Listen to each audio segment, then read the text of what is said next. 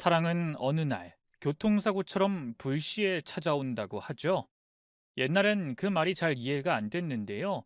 한 여자를 만나면서 그 말의 뜻을 몸소 실감했습니다. 그 사랑이 제 목을 옥죄게 될 줄은 꿈에도 모르고 말이죠. 지금부터 익명의 힘을 빌어 그 얘기를 좀 털어놓아 보려고 하는데요. 글솜씨 없는 50대 아저씨지만 잘 부탁드립니다. 그럼 시작해 보겠습니다. 저는 서울 외곽에서 작은 내과를 운영하는 의사입니다.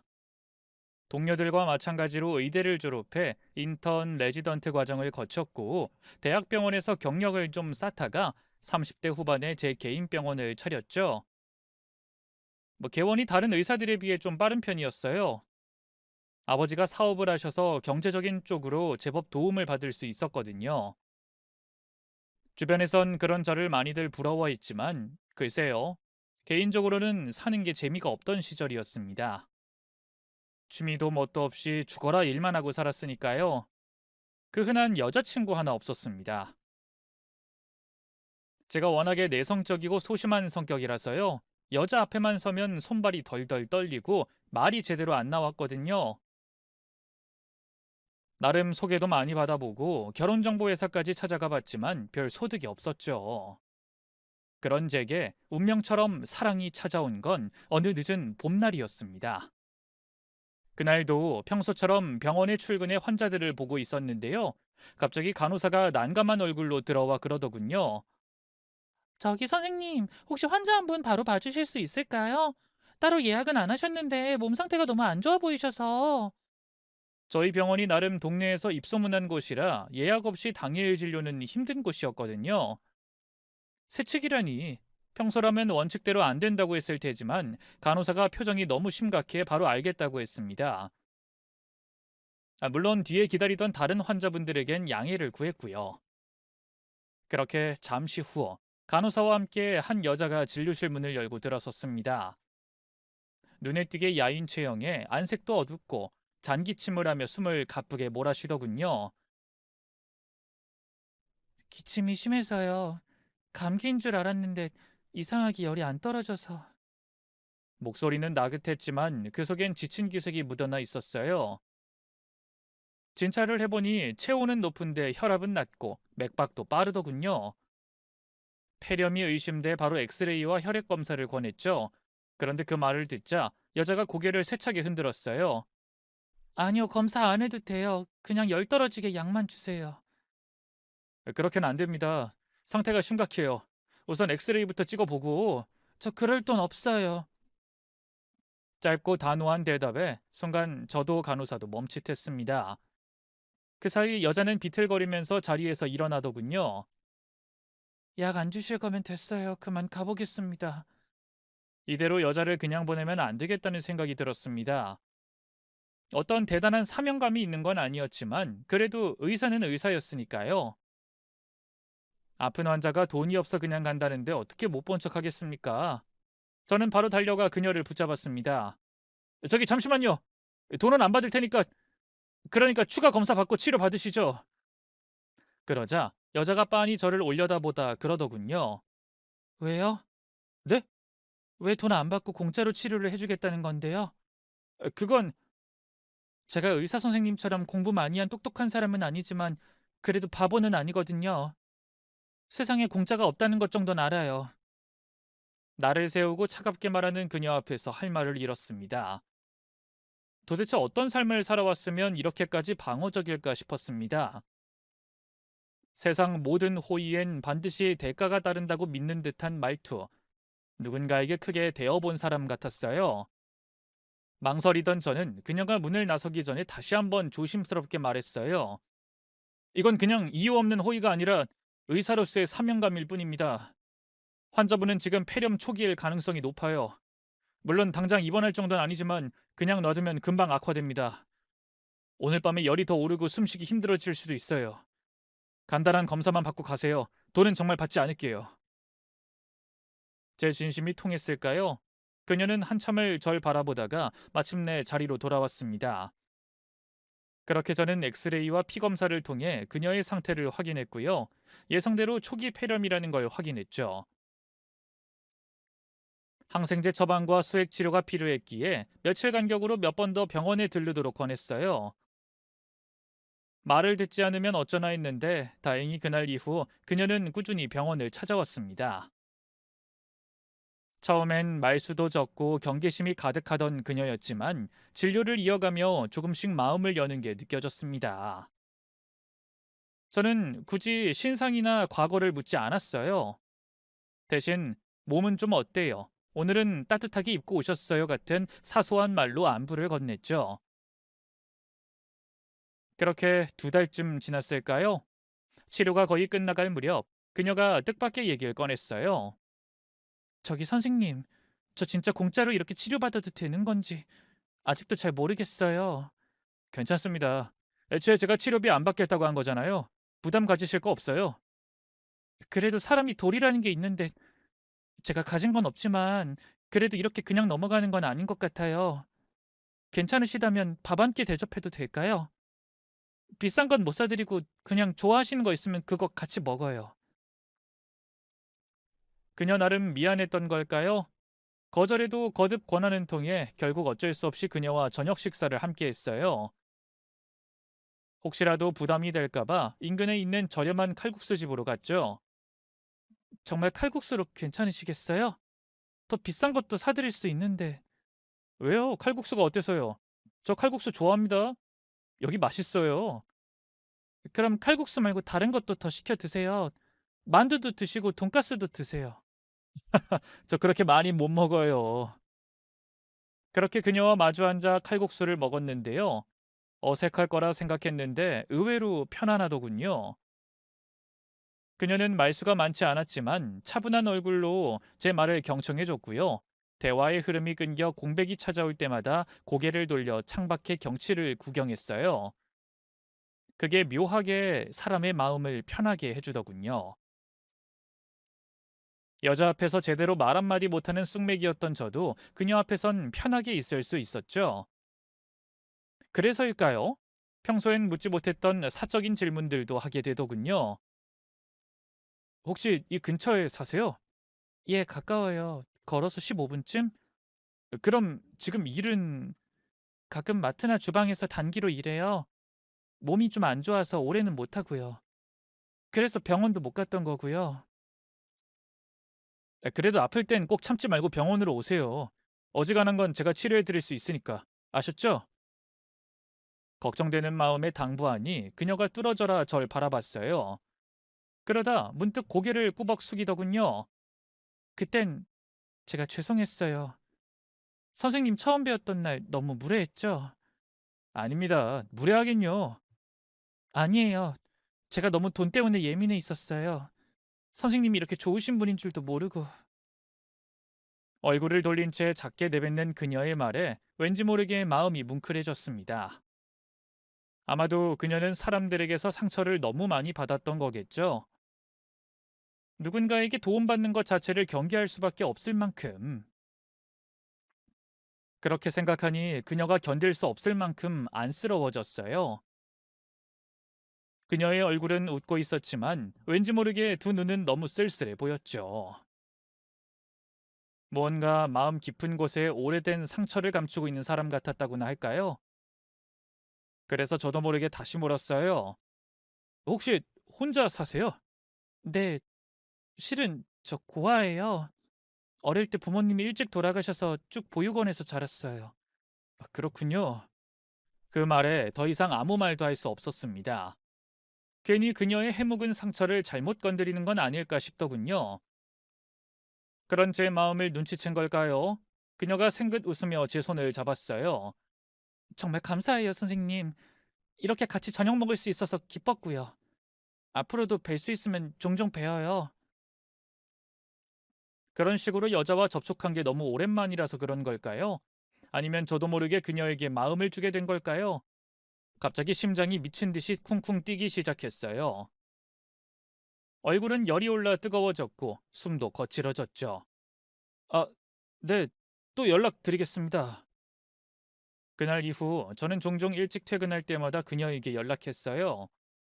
함께 저녁을 먹고 차를 마시고 때로는 영화를 보거나 공원을 산책했죠. 하지만 바보같이 그때까지만 해도 그녀가 제게 어떤 존재인지 몰랐는데요.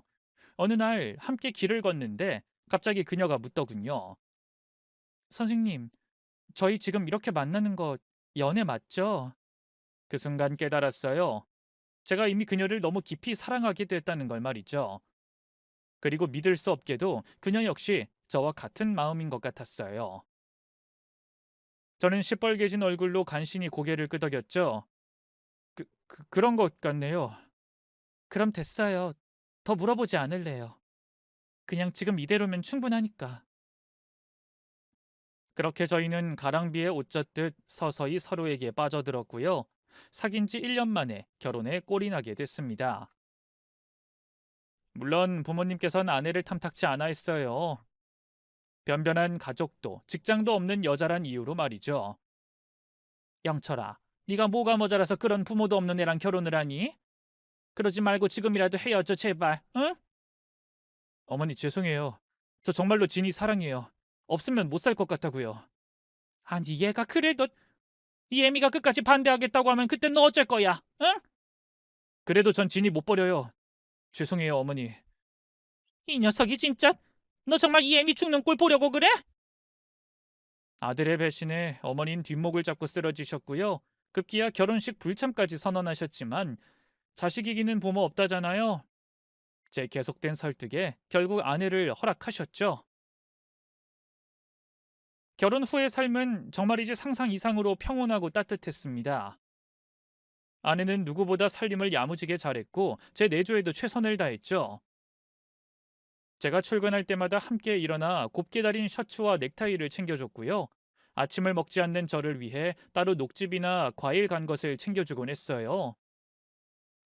또 퇴근하고 돌아오면 정성껏 차린 밥상과 아내의 웃는 얼굴이 절 기다리고 있었죠. 그뿐만이 아니었어요. 아내는 일로 바쁜 저를 대신해 부모님 댁에도 자주 들러 밑반찬을 챙겨주고요. 두 분이 어려워하시는 컴퓨터 예약이나 모바일 장보기 같은 것도 대신해줬죠. 처음엔 아내를 곱지 않은 눈으로 흘끼던 어머니도 언젠가부터 마음을 열기 시작하셨어요. 영철아, 요즘 같은 시대에 새아가처럼 조신하고 시부모한테도 잘하는 아가씨 찾기 쉽지 않다. 새아가한테 잘해. 아이고, 우리 어머니 맞아요? 결혼 결사 반대하던 그분은 어디 가셨대? 이놈이 애미를 갖고 놀려? 뭐 여전히 조건만 놓고 보면 아쉬운 게 많은 애지만 그래도 너랑 우리한테 참 잘하잖니. 우리가 돈이 아쉬운 집안도 아니고 그거면 됐지 뭐. 그럼 앞으로도 우리 진이 많이 예뻐해 주세요. 어머니 아버지한테 예쁨 받고 싶어서 얼마나 열심히 하는데요. 실제로 하는 짓도 얼굴도 예쁘잖아요. 아이고 이 팔불출. 알았다 알았어. 부모님까지 점차 아내에게 마음을 주기 시작하면서 저희 가정엔 더욱더 평화가 찾아왔어요. 저는 그런 아내가 고마워 늘 입버릇처럼 말했죠. 당신을 만나고 내 인생이 달라졌어. 남들은 내 직업이나 집안 같은 걸 보고 부러울 게 없는 놈이라고 했지만 사실 그 전까지 난 사는 게 재미가 없었거든. 뭔가 내 안이 텅 비어 있는 것 같다고나 할까? 당신을 만나고 나서야 내 안이 꽉 들어찬 기분이야. 고마워. 그게 무슨 말이야. 나야말로 당신한테 고맙지. 당신 아니었으면 난 지금도 밑바닥 인생을 살고 있었을 거야. 반지 하방에서 어디 아파도 병원도 못 가고 골골댔겠지. 물론 그런 것 때문에 당신하고 결혼했다는 건 아니지만 아이 참 말재주가 없으니 뭐라고 더 얘기를 못 하겠네. 그래도 당신은 내 맘 다 알지? 저는 말없이 아내의 손을 잡았습니다. 맞잡은 아내의 손이 얼마나 따뜻하고 부드럽던지요. 제 품에서 흐드러진 꽃처럼 웃는 아내를 보며 한 번 더 다짐했어요. 이 여자를 평생 지켜주겠다고 말이죠. 하지만 평온한 일상이 균열을 보이기 시작한 건 결혼하고 2년쯤 지나면서부터였어요. 언젠가부터 아내의 상태가 조금씩 이상해지기 시작했습니다. 늘 웃음 많고 쾌활하던 사람이 급격히 어두워졌고요. 작은 소리에도 깜짝깜짝 놀라고 부쩍 짜증을 내기 시작했죠. 무슨 일 있냐고 물어봐도 아내는 아무것도 아니라는 둥 그날이라 좀 예민하다는 둥 이런저런 핑계를 댈 뿐이었어요. 그러던 어느 날, 새벽에 화장실이 가고 싶어져서 눈을 떴는데요. 옆을 보니 아내가 없더군요. 의아한 마음에 방 밖으로 나오니 아내가 베란다에서 누군가와 통화를 하고 있었어요. 응, 조금만 더 기다려줘. 글쎄 조금만 더 기다려 달라니까. 지금은 좀 곤란해. 그렇게 큰 돈을 당장 어디서 마련해? 목소리는 낮고 조심스러웠지만 제 귀에 선명하게 와닿았어요. 당장이라도 달려가 누구와 통화하냐고 묻고 싶었는데요. 이상하게 발이 얼어붙은 것처럼 떨어지지 않았어요. 멍하니 서 있던 저는 아내가 전화를 끊고 돌아서자 허둥지둥 몸을 돌려 안방으로 들어갔고요. 저도 모르게 자는 척을 했어요.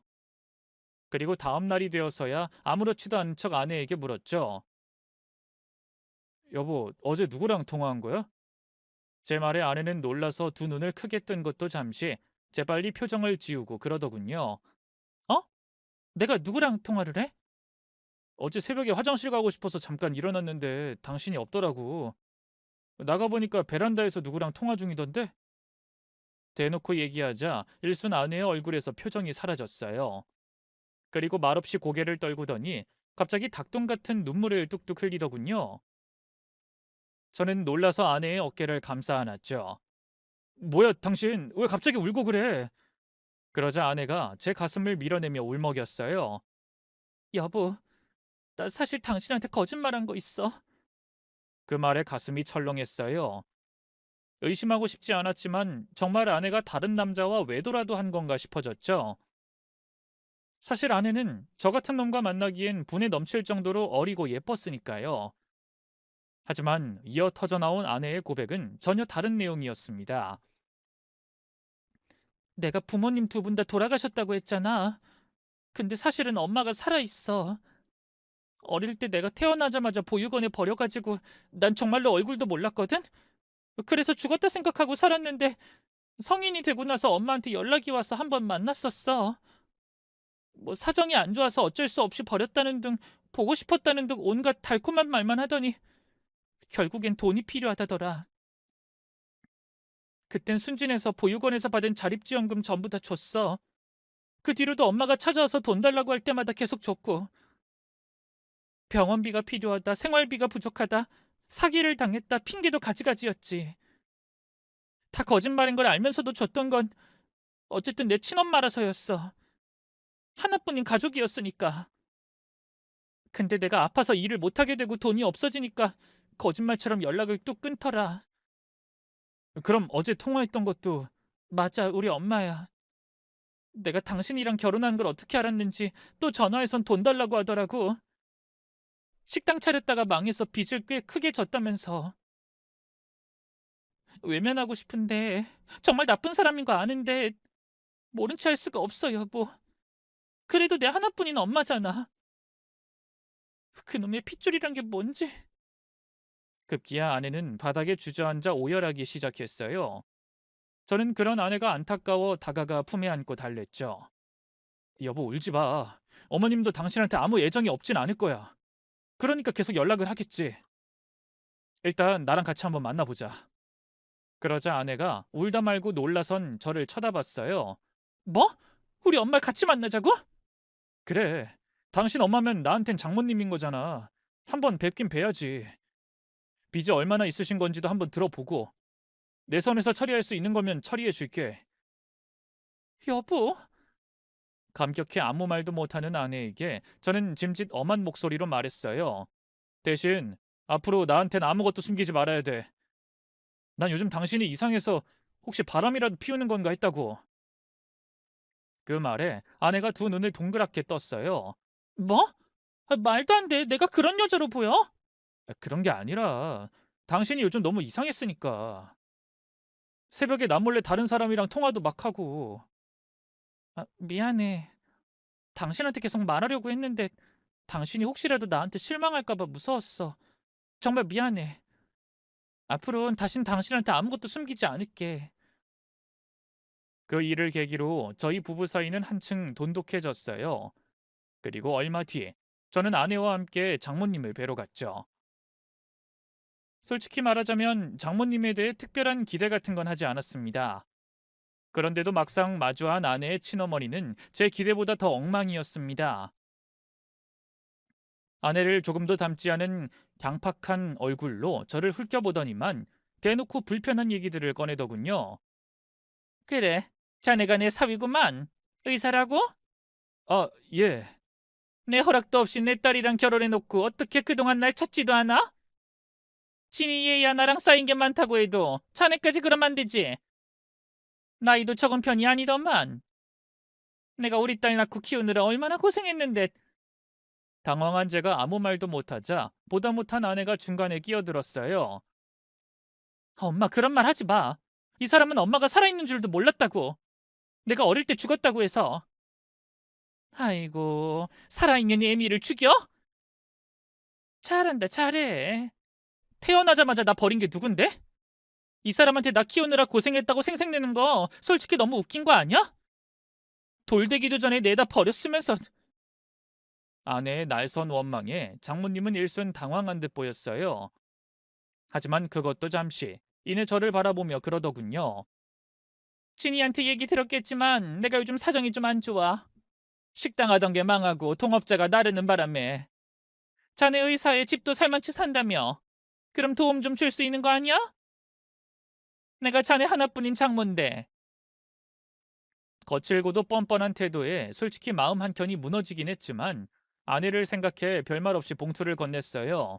네, 우선 이 돈으로 급한 불부터 해결하시고요. 건강 잘 챙기세요. 앞으로는 이 사람하고 자주 찾아뵙겠습니다. 그래, 고맙네, 고마워.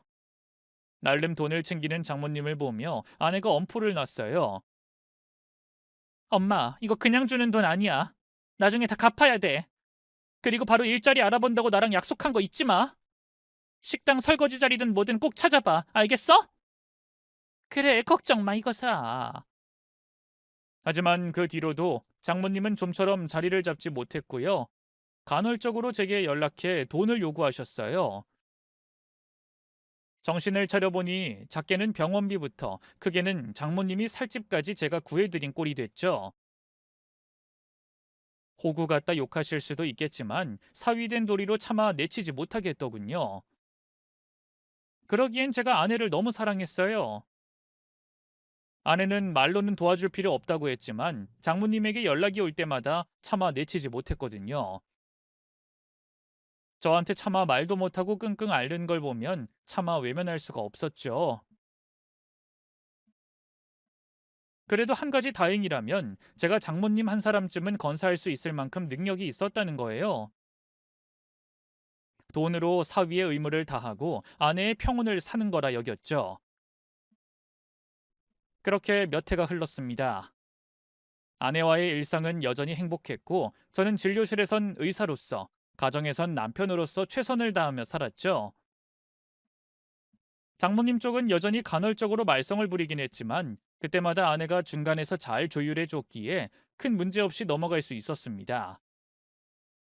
그러던 어느 날 일이 조금 일찍 끝나 병원 인근 상가에서 아내와 함께 외식을 하게 됐어요. 날도 따뜻해서 식사 후 아이스크림을 하나씩 사들고 골목을 산책하던 중 저 멀리서 한 남자가 저를 향해 손을 흔들며 다가왔습니다. 야, 너 영철이 봤지? 나 기억 안 나? 고등학교 때 너랑 같은 반이었던 김도훈. 남자의 정체는 다름 아닌 제 고등학교 동창이었습니다. 저와는 반이 달라 그리 가까운 사이는 아니었지만 동아리 활동을 같이 해서 종종 함께 어울렸던 기억이 있는 친구였죠. 나이가 들어 그런가 그 정도 친분이 있던 동창도 다시 보니 반갑더군요. 당연히 기억나지 임마. 그동안 잘 지냈냐? 이게 대체 몇 년 만이야? 야, 너 의사 됐다는 소식 들었다. 어디 병원에서 일해? 이 근처야? 요 앞 사거리. 그 땡땡 내 거라고 있는데 거기가 내 병원이야. 와, 네 병원인 거야? 자식 대단한데? 대단하긴. 넌 이 시간에 여기 어쩐 일이야? 이 근처에서 일해? 아니, 회사는 땡땡동인데 거래처 계약 때문에 근처 지나가다 네가 딱 보여서. 그렇게 서로 얼마간 근황을 주고받았을까요? 친구가 뒤늦게 옆에 선 제 아내를 보고 놀라더군요. 근데 이분은 인사해. 내 와이프야. 여보, 당신도 인사해. 이쪽은 내 고등학교 동창 김도훈. 안녕하세요. 저 영철 씨 와이프 박진이라고 해요. 아내가 가볍게 고개를 숙여 인사하자 일순 친구의 눈이 휘둥그레해지더니 순식간에 당황한 기색이 역력해졌어요. 아, 예, 진희 씨. 말까지 더듬으며 흠칫하더니만 제게 이 여자가 진짜 네 와이프야? 하고 한 번 더 묻더군요. 의아한 반응에 저는 미간을 찌푸리며 고개를 끄덕였죠. 그래, 나 4년 전에 결혼했어. 소식 못 들었구나. 아니, 결혼했단 얘긴 들었는데 저기 나 아직 업무 중이거든. 늦기 전에 빨리 거래처 들러야 해서 이만 가볼게. 친구는 허둥거리더니 갑자기 말 그대로 도망치듯 사라져 버렸어요. 바뀐 연락처도 서로 교환하지 않고 가버렸죠. 아니, 제가 갑자기 왜 저러지? 여보, 혹시 도훈이랑 아는 사이야?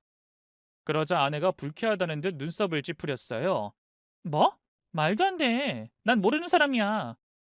왜 저래? 사람을 보자마자 도망가고 기분 나쁘게. 당신 때문 아니고 정말 일이 급해서 그랬던 거겠지. 너무 기분 나쁘게 생각하지 마. 그날의 일은 그렇게 해프닝 정도로 끝나는 듯 했는데요. 아내가 화장실에 가고 싶다고 해서 제 병원에 잠깐 들렀을 때였습니다.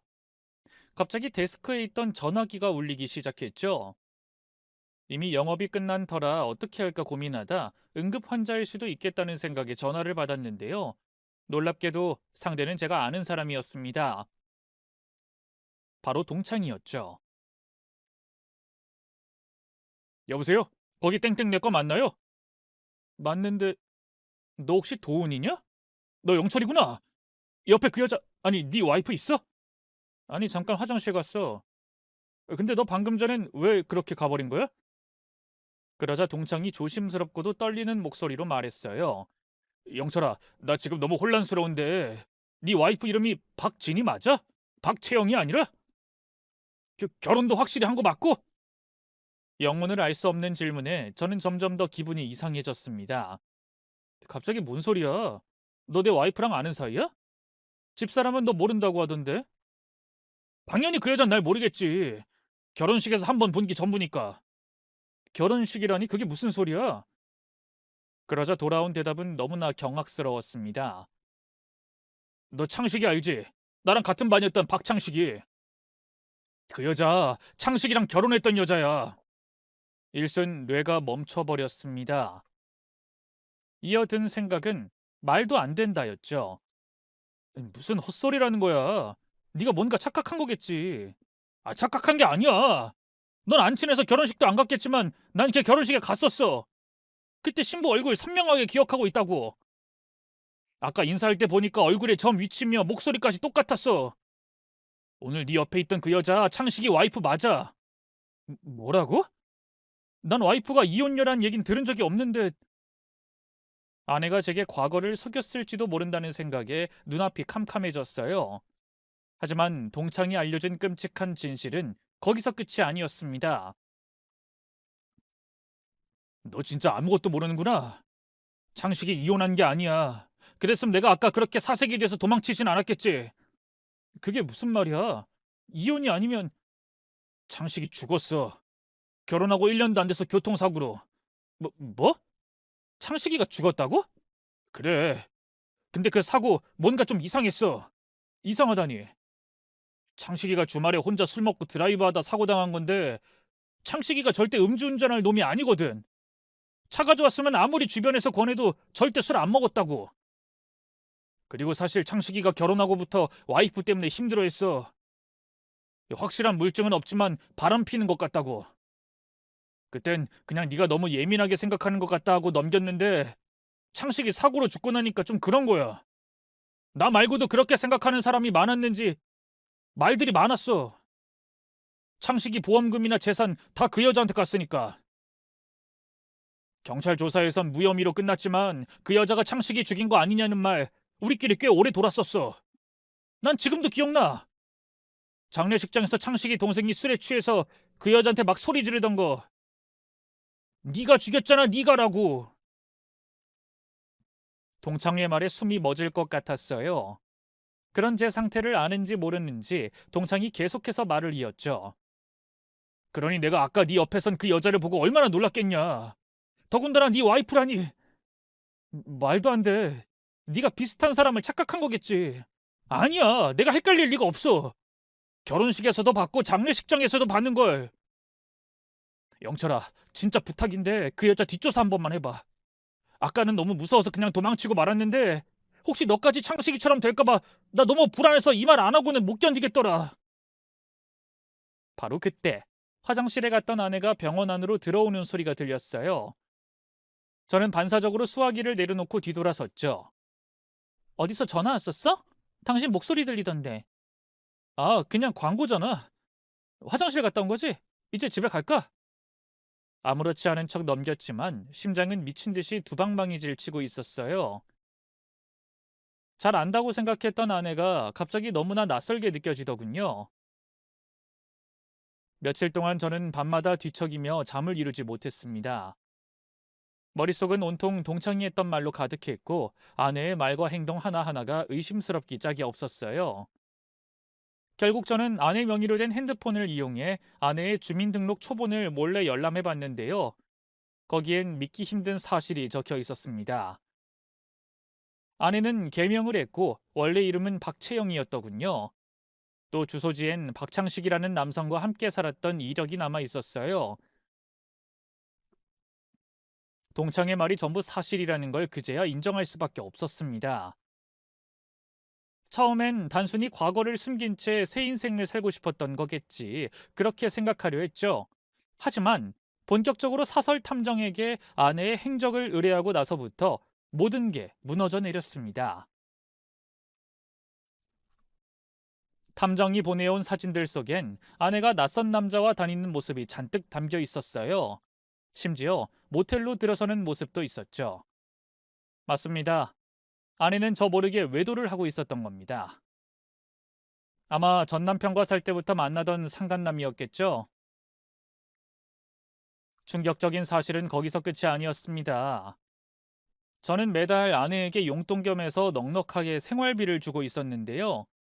아내 명의로 된 통장에서 낯선 계좌로 매달 수백만 원씩 송금이 나가고 있더군요.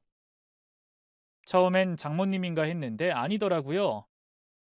혹시 장모님도 한패가 아닐까 싶어 저는 고민 끝에 장모님을 찾아갔습니다. 장모님이 도덕적으로 된 사람이라고 믿고 간 게 아니고요. 돈에 쉽게 휘둘리는 사람이었기 때문에 찾아간 거였죠. 돈만 준다면 뭐든 얘기해 줄 것 같았거든요. 아니나 다를까 장모님은 거액의 돈을 주겠다고 약속하자 아내의 비밀에 대해 거침없이 털어놓더군요. 뭐 어차피 김서방이 우리 딸 과거에 대해 어느 정도 알게 된 것 같으니 내가 여기서 우리 딸 위해 뭘 감춘다고 해도 무슨 소용이 있겠어? 맞네. 진이, 아니, 채영이 걔 지 전 남편 죽인 거 맞아. 죽였다고요? 대체 왜? 왜긴 왜야, 돈 때문이지. 지 전 남편 앞으로 있던 재산이랑 보험금 노리고 그런 거 아니야. 이해가 안 됩니다. 어차피 부부로 같이 살면 그 재산은 자기 거나 다름없는데. 채영이가 만나는 그 놈 알지? 그 쓰레기 같은 놈. 그 놈이 같은 보육원 출신인데 도박에 미쳐 있거든. 그 놈 도박빚 갚아주느라 그랬다더라고. 내가 자네 만나곤 제발 헤어지라고 했는데 도무지 끊어내질 못하더라고. 자네도 조심해. 장모님의 경고에 등 뒤로 소름이 달렸습니다. 저는 그때부터 아내의 상간남에 대해 좀 더 본격적으로 파헤치기 시작했어요. 알고 보니 전과가 어마어마한 놈이더군요. 폭행, 사기, 공갈 등 전과가 줄줄이었는데 그 중에서도 가장 눈에 띄는 건 보험 사기 전력이었죠. 저는 사설 탐정에게 이 사실을 알린 뒤 추가 조사를 요청했고요. 얼마 뒤 탐정이 충격적인 진실을 알아냈습니다. 선생님, 죄송한 말씀 드리겠습니다. 두 사람이 같이 있는 걸 도청한 결과 두 사람 선생님도 처리할 계획을 세우고 있었습니다. 뭐라고요? 정확한 날짜나 방법까지는 아직 포착 안 됐는데요. 보험금 얘기가 몇 번 나왔고요. 선생님 건강 상태, 동선 같은 걸 자세히 언급하는 대화도 있었습니다. 탐정이 들려준 도청 녹취를 들은 저는 머릿속이 하얘졌어요. 설마 아내가 제 목숨까지 노리고 있었다니. 나를 사랑했다면 그럴 수 있었을까? 애초에 아내는 내게 의도적으로 접근한 걸까? 온갖 생각에 머리가 복잡해졌습니다. 하지만 그렇다고 그걸 바로 아내에게 티낼 만큼 저는 어리석지 않았어요. 그날 이후 저는 더욱더 착실하게 아무것도 모르는 척 연기를 했습니다.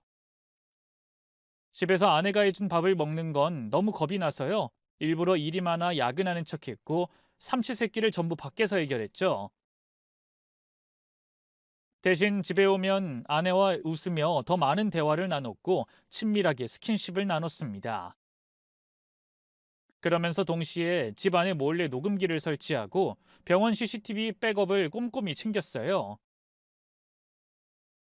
혹시라도 아내가 절 해치려 드는 증거가 있다면 절대 놓치지 않아야 했으니까요.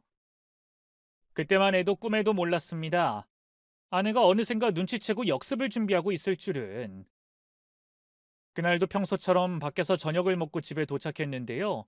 평소와 달리 집안이 조용했습니다. 아내가 안 보이더군요. 부엌에 불도 꺼져 있고 텔레비전도 꺼져 있고. 여보, 집에 없어? 아내를 찾으며 거실 불을 켜려던 바로 그 순간 뒤에서 누군가가 제 목덜미를 휘감아 왔습니다. 순식간에 숨통이 확 조여오는 느낌의 발버둥 쳤지만 이미 저는 그 정체불명의 침입자에게 붙들린 상태였죠. 당신 뭐야? 이거 안 나! 쉿, 조용히 해. 입 안 닥쳐? 거친 남자의 목소리가 고막을 뚫는가 싶더니 이내 무언가 딱딱한 것이 제 입을 틀어막았습니다. 다름 아닌 제갈이었죠. 저는 구해달라고 비명조차 지르지 못한 채 공포에 질릴 수밖에 없었는데요. 바로 그때 어둠 속에서 또 다른 누군가가 모습을 드러냈습니다. 다름 아닌 아내였죠. 여보, 반항하지 마. 그럴수록 당신만 더 힘들어져. 미안해. 나도 이럴 생각까진 없었는데 당신이 다 알아버렸잖아. 맞습니다. 아내는 제 행적을 이상하게 생각해 따로 뒤를 밟았고요. 집안에 숨겨져 있던 도청장치까지 찾아냈더군요. 제가 모든 진실을 알고 있다는 걸 깨닫고는 상간남을 집에 불러들여 저를 죽이려 한 거였죠. 아내의 손엔 웬 약병과 주사기가 들려 있었습니다. 의사인 저도 처음 보는 약물이었죠.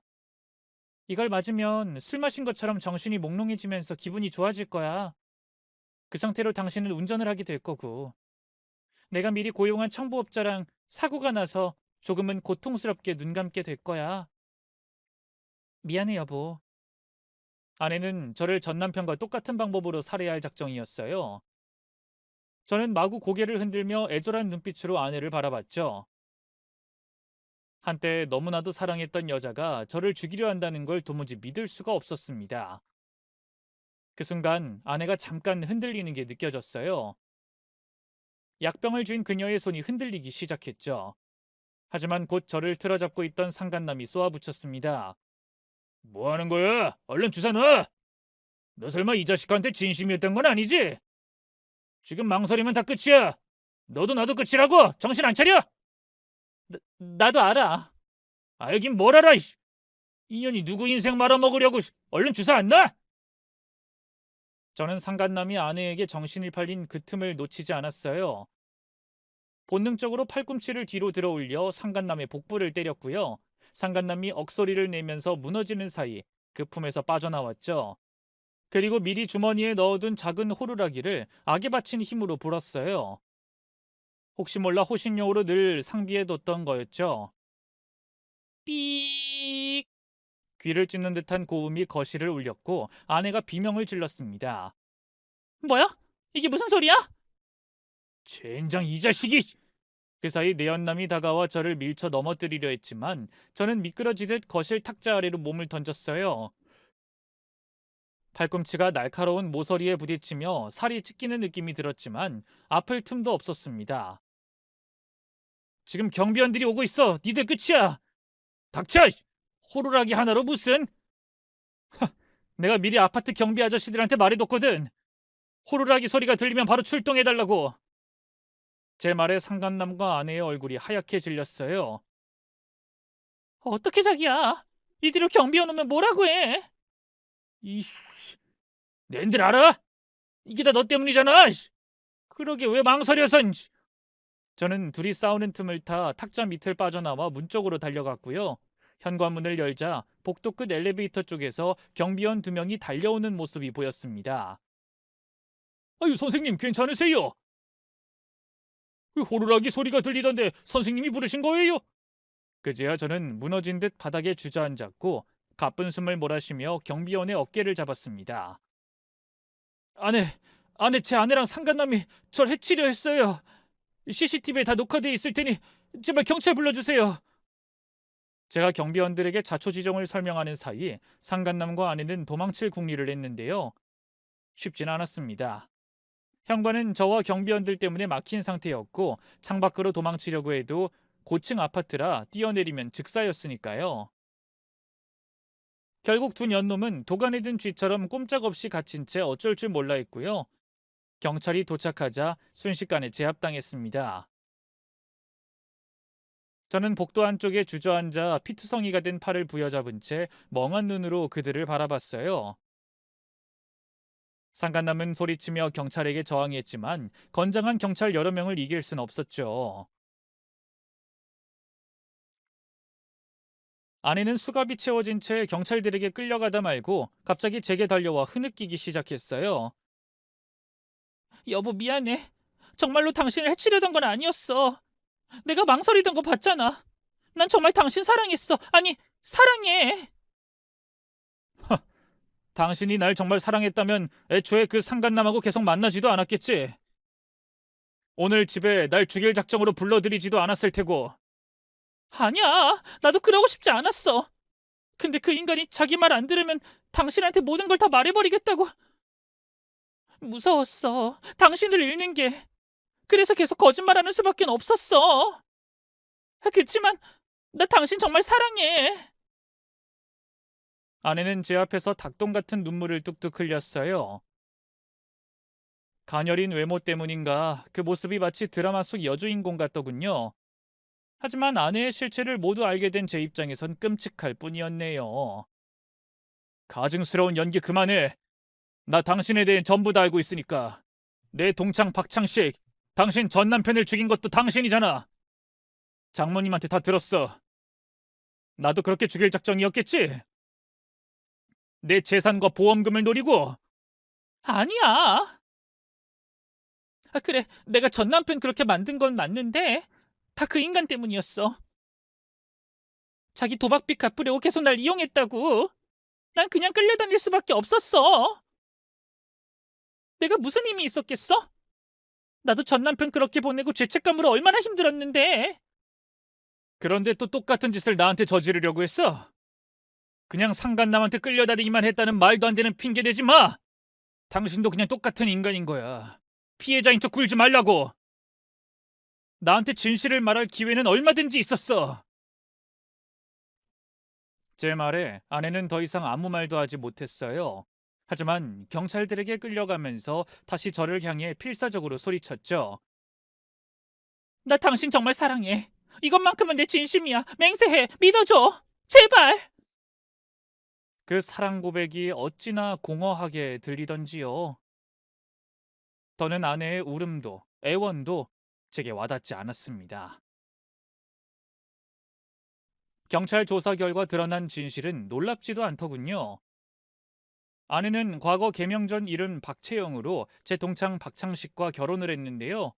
애초에 의도적으로 돈을 노리고 접근한 거였어요.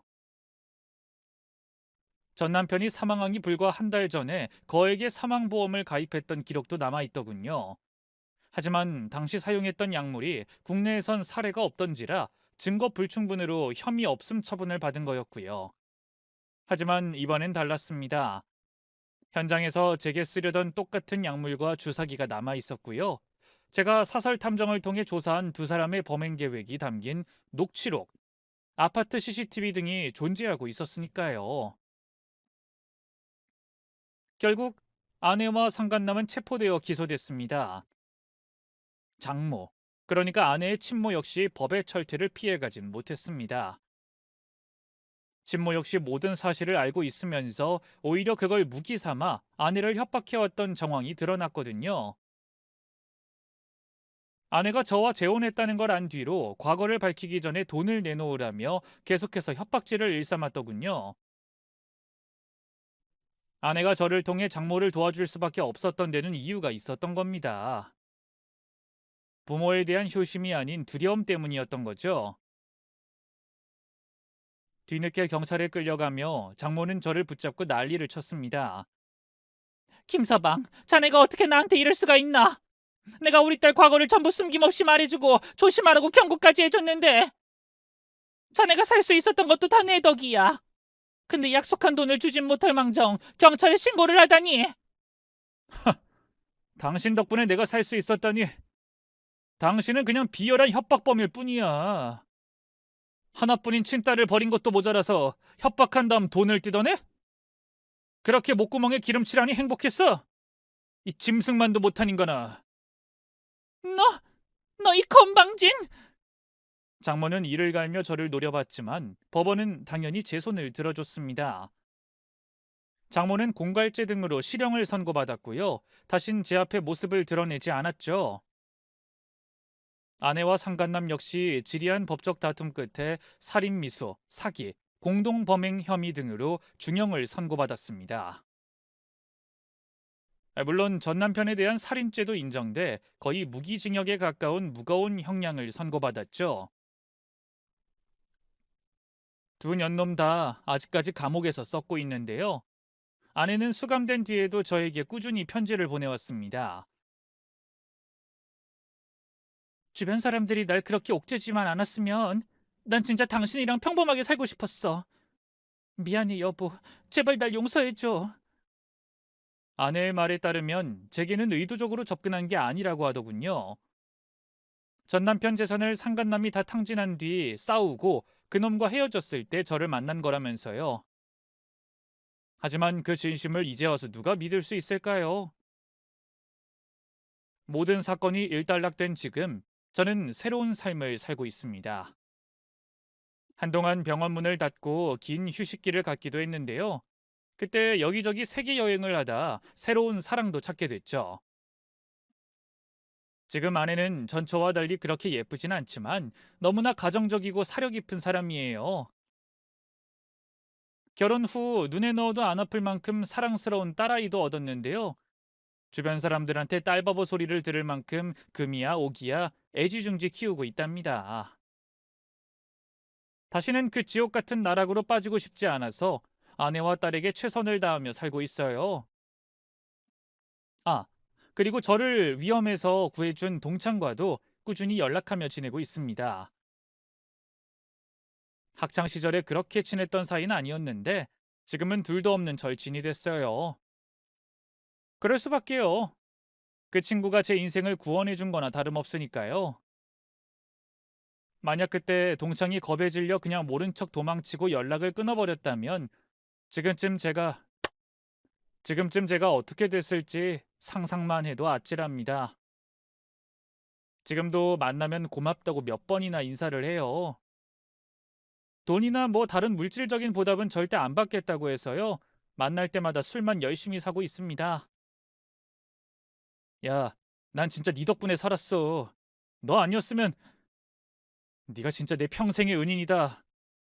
또 시작이네. 야, 됐고 그냥 술이나 사라. 어, 내가 다른 사람은 몰라도 너한텐 평생 사야지. 그렇게 만나면 늘 술을 진탕 먹었는데요. 한 번은 그 친구가 술에 취해 그런 말을 하더군요. 내가 창식이는 못 살렸지만 넌 살려서 정말 얼마나 다행인지 몰라. 그때 용기 내길 잘한 것 같다. 그 말에 죽은 동창이 생각나 괜히 울컥하더라고요. 지금 그 녀석도 하늘에서 평안하길 바랍니다. 긴 얘기 들어주셔서 고맙습니다. 모두 건강하고 행복하세요.